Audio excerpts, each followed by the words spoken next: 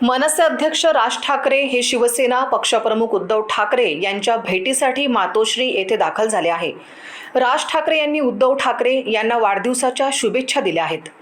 यावेळी शिवसेना नेते खासदार संजय राऊत व शिवसेना नेते अंबादास दानवे देखील उपस्थित होते। राज ठाकरे यांच्या सोबत मनसेचे नेते बाळा नांदगावकर, नितीन सरदेसाई देखील होते।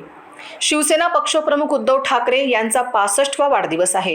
त्यांना शुभेच्छा देण्यासाठी मुंबईसह महाराष्ट्रातून शिवसैनिक त्यांच्या भेटीला आले आहेत। उद्धव ठाकरे हे देखील मातोश्री येथे त्या शिवसैनिकांची भेट घेत आहेत।